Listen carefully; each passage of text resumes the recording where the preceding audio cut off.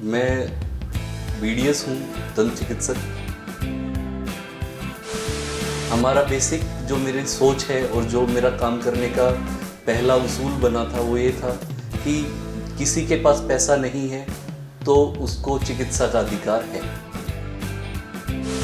दांत जब हिलने लगेगा तब निकलवा लेंगे। सिगरेट, तंबाकू, बीड़ी पी के आते हैं और फिर चाहते हैं कि दांत बिल्कुल मोती की तरह चमचमाते हुए लेके जाएं।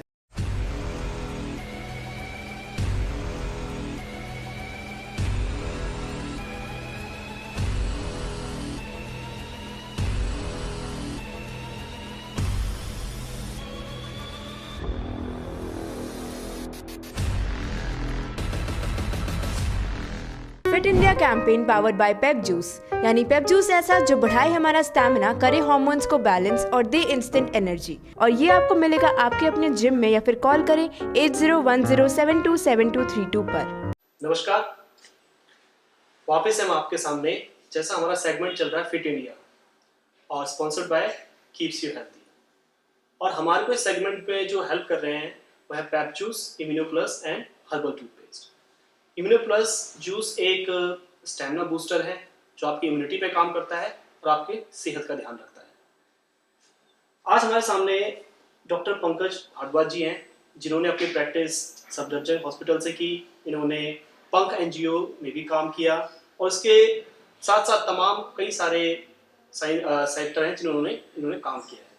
सो आज हम उनसे बातचीत करेंगे, समझेंगे कि हम हेल्थ को कैसे इम्प्रूव कर सकते हैं, कैसे फिट रह सकते हैं और कैसे हम हेल्थ को दूसरों तक पहुंचा सकते हैं। सो पंकज जी, स्वागत है आपका हमारे इस शो में फिट इंडिया में। सर, सबसे पहले तो मैं ये बताना चाहूँगा, जैसे कि आपका हॉस्पिटल है ये एस्थेटिक्स एंड डेंटल सॉल्यूशंस के नाम से, और यहाँ पे आप कब से प्रैक्टिस कर रहे हैं सर? करीबन 1.5 साल से हम यहाँ प्रैक्टिस कर रहे हैं। 1.5 साल से प्रैक्टिस कर रहे हैं। सर, हमारे दर्शकों को कुछ अपनी जर्नी के बारे में बताइए थोड़ा। मैं BDS हूँ, दंत चिकित्सक।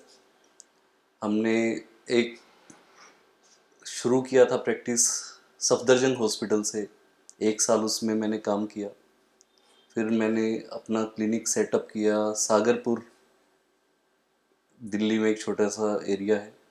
उसके बाद अब जनकपुरी में एक छोटा सा सेटअप शुरू किया है। सागरपुर में हम बेसिकली जो है लो पेइंग कैपेसिटी के लोग हैं वहाँ, तो हम कोशिश करते हैं कि जो BPL कार्ड धारक हैं हमारे, उनको मुफ्त चिकित्सा प्रोवाइड करा सकें। उनका किसी भी चीज़ का कोई भी चार्ज नहीं किया जाता, ना ही एक्सट्रैक्शन का, ना ही इम्प्लांट प्लेसमेंट का। उनका बिल्कुल मुफ्त इलाज होता है, मुफ्त में देखा जाता है। कोई भी पैसा किसी भी तरह से नहीं लिया जाता। हम कोशिश करते हैं कि एक अच्छे रेट में एक अच्छा ट्रीटमेंट हर किसी को प्रोवाइड कराएं। हमारा बेसिक जो मेरी सोच है और जो मेरा काम करने का पहला उसूल बना था वो ये था कि किसी के पास पैसा नहीं है तो उसको चिकित्सा का अधिकार है। हम सिर्फ इसी मोटो पे काम करते हैं। कोशिश है कि भगवान इसको और आगे बढ़ाए और हम जन सेवा में इसी तरह कार्यरत रहें। सर, बेसिकली आपका जो क्लिनिक है, एक विकार यहाँ पे जनकपुरी में भी है, एक सागरपुर में भी है। जैसे आपने बताया कि सागरपुर में जिस तरह के पेशेंट यहाँ पे जनकपुरी में आते हैं और जिस तरह के पेशेंट सागरपुर में आते हैं, किस तरह का डिफरेंस लगता है आपको? सर, डिफरेंस ओरल हाइजीन का है। थोड़ा सा जो लोग कम पे कर सकते हैं उनकी एक सोच है कि दांत जब हिलने लगेगा तब निकलवा लेंगे। टबैको च्यूइंग यहाँ कम है कंपैरेटिवली। यहाँ भी ऐसे लोग हैं कि ऐसा नहीं है कि जिसके पास पैसा है वो ये काम नहीं कर रहा। यहाँ भी ऐसे लोग मिलते हैं हमें जो सिगरेट, तंबाकू, बीड़ी पी के आते हैं और फिर चाहते हैं कि दांत बिल्कुल मोती की तरह चमचमाते हुए लेके जाएं, मगर बीमारियां उनको अंदर ही अंदर खा रही हैं। सागरपुर में ये थोड़ा सा ज़्यादा है। हमने 1.5 साल में कम से कम 15 से 20 पेशेंट कैंसर के वहाँ डायग्नोज किए हैं, जो एक क्वालिटी ट्रीटमेंट की कमी के कारण या फिर लापरवाही के कारण, ये ओरल हैबिट्स जो हैं, बैड ओरल हैबिट्स हैं कि तंबाकू खाना है, गुटखा खाना है, इसकी वजह से जो बढ़ते जा रहे हैं। ये लोग कैंसर निकलने के डर से कैंसर का टेस्ट नहीं कराते। वो कैंसर के नाम से डरते हैं, बीमारी से नहीं, कि अगर मिल गया तो दिक्कत ज्यादा है। तो सही कहा आपने, बेसिकली लोग इस चीज को हाइड करते हैं, कहीं कोई बीमारी डायग्नोस ना हो जाए फिर उसका ट्रीटमेंट कराना पड़ेगा। हाँ जी। तो कई सारी बातें हैं। और आपने एक और चीज बताई थी कि आप जो बीपीएल धारक हैं उनको बीपीएल कार्ड धारक का मुफ्त इलाज, मुफ्त इलाज करा रहे हैं। ये चाहे मैं यहाँ हूँ या जनकपुरी में हूँ, सागरपुर में हूँ या कहीं भी मैं बैठूंगा, ये हमेशा मेरी एक मानसिक सोच है कि मुफ्त इलाज बीपीएल कार्ड धारक का होना चाहिए। जो जेन्युइन जिसको नीड है उसकी हेल्प करो, वो कैसे भी करो। ये बहुत अच्छी सोच है और इस नेकी के बारे में बहुत कम लोग सोचते हैं। और साथ साथ मैं जानना चाहता हूँ, जैसे कि आप काफ़ी साल से इस प्रैक्टिस में हैं, आप लोगों को ट्रीट कर रहे हैं, सो मुझे आप ये बताएं कि सर एक्चुअल में आपके हिसाब से एक अच्छी सेहत क्या होती है? सर, हमारी जो ओरल हैबिट्स हैं, जो डाइटरी हैबिट्स हैं, वो एक अच्छी सेहत पे हमें लेके जाती हैं। हम आजकल हमारा जो डाइटरी हैबिट है वो इतना बुरा हो गया है कि हमें जब तक गोलगप्पे, टिक्की, मोमोज ना खाएं तो रात को घर जाने का दिल नहीं करता। मगर जंक फूड अवॉइड कीजिए, कुछ हेल्दी चीजें खाइए। हेल्थ को, अपनी हेल्थ, जैसे ये है आपका इम्यूनो प्लस जूस है, अच्छे ये है एनर्जी ड्रिंक्स हैं, और भी काफी ब्रांड्स हैं जिनके आते हैं, तो हमें इनकी तरफ देखना चाहिए। अपनी हेल्थ अपने हाथ में है। आपका मुंह आपको कहाँ लेके जाता है ये आप सोच भी नहीं सकते। एक अच्छी ओरल हाइजीन, एक अच्छी ओरल हैबिट, एक अच्छी डाइटरी हैबिट आपके लिए बहुत इंपॉर्टेंट है आज की डेट में। तो देखा आपने, जैसे डॉक्टर साहब ने कहा कि जो अच्छी डाइटरी हैबिट है वो आपको अपनानी चाहिए और जंक फूड को अवॉइड करना चाहिए, क्योंकि इससे कोई बेनिफिट नहीं हो रहा, आपको नुकसान हो रहा है। और सर मैं जैसे कि बेसिकली हम बात करते हैं अपने ही देश की, हम इंडिया की बात करें, इंडिया में ऐसा माना जाता है कि लोग हेल्थ कॉन्शियस थोड़े कम है और दूसरी कंट्रीज में ज़्यादा है। आपको क्या लगता है इसमें? सर, आप अगर देखेंगे इंडिया में तो जंक फूड की शॉप एक किसी भी क्लिनिक से या किसी भी हॉस्पिटल से ज़्यादा है। करेक्ट है सर। क्योंकि सबको पता है कि हमारे देश में रुझान खाने की तरफ ज़्यादा है, सेहत की तरफ कम है। अगर एक रोड पे आप 2 क्लिनिक ढूंढेंगे, वहां 20 खाने पीने की दुकानें मिल जाएंगी आपको, जो मेरे मायने में, मेरी सोच में गलत है।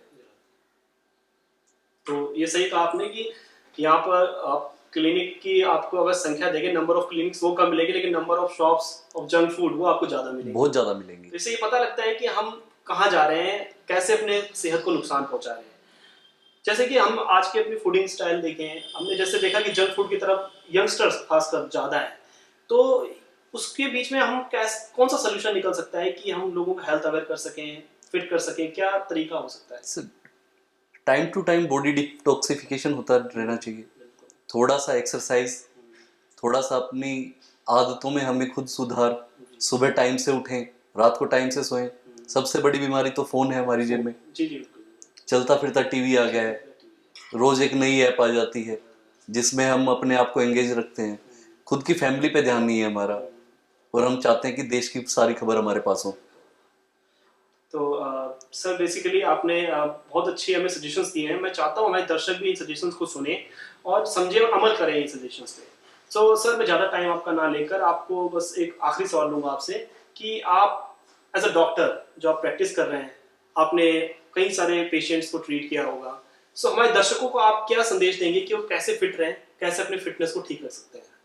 सर, ये हमें बचपन में शायद फर्स्ट और सेकंड क्लास में बताया गया था, early to bed early to rise keeps a man healthy and wise. Basic फंडा तो यही रहेगा हमेशा, टाइम के साथ ये नहीं बदलेगा। दूसरी चीज, अच्छा खाना, साफ सफाई रखना।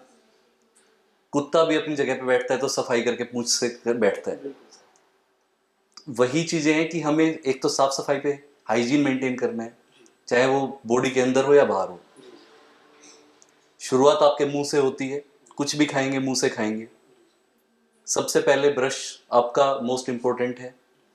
दूसरी चीज मैं आपको सलाह दूंगा हमेशा कि सोने से पहले गुनगुने पानी में नमक डाल के कुल्ला कीजिए। आपके मुंह में जो गंदगी है उसको साफ करेगा।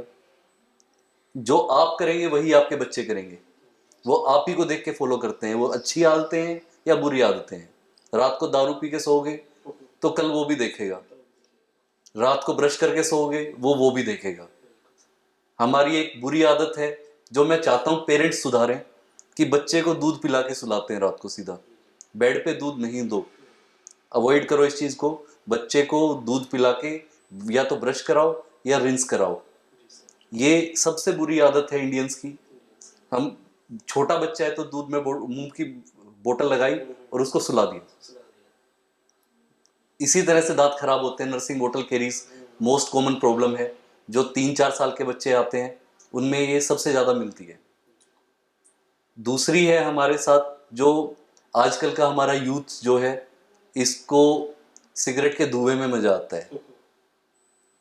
आप 12th क्लास के 11th क्लास के बच्चों को देखोगे सिगरेट पीते हुए, और इसके लिए हम कुछ नहीं कर सकते, कर नहीं पा रहे हैं। उन शॉपकीपर्स को बैन कर देना चाहिए जो उन बच्चों को सिगरेट दे रहे हैं। बिल्कुल सही कहा आपने। वहां से एक बुरी आदत की शुरुआत है, और वो टाइम के साथ उनको कैंसर जैसी बीमारियों के पास लेके जा रही है। क्योंकि इतनी अर्ली, मेरे पास ऐसे बच्चे आते हैं जिनकी एज 28 साल है, एंड आई आस्क देम कि टबैको कब से ले रहे हो? 15 साल हो गए सर। मतलब 13 साल की उम्र में उसको तंबाकू देने वाला क्रिमिनल है। क्रिमिनल है, करेक्ट बात है। मैं इस चीज को क्रिमिनल ही कहूंगा उनको। और जो ले रहा है, 13 साल के बच्चे में इतना दिमाग नहीं होता कि वो क्या खा रहा है। वो अपने घर पे देखता है, उस घर की आदत को सुधारिए आप। अगर आप तंबाकू खा रहे हैं तो आपके बच्चे को भी वो ललक पड़ सकती है, उस चीज के पीछे वो जाएगा। उसको अवॉइड करें। यही एक बेहतर हिंदुस्तान की तरफ जाने का एक रास्ता है कि आप अपना खान पान सुधारिए, अपनी आदतें सुधारिए और अपने जीवन का स्तर बढ़ाइए। बिल्कुल, बहुत अच्छे सजेशन दिए डॉक्टर साहब ने हमें कि अपना खान पान सुधारिए और जो गलत हैबिट्स है उनको अवॉइड करिए और देश के लिए प्रोडक्टिव बनिए। सबसे बड़ी बात यह है। सो मैं राहुल शर्मा, नेशन लाइव से, और कैमरे के पीछे है सोनू मिश्रा। धन्यवाद।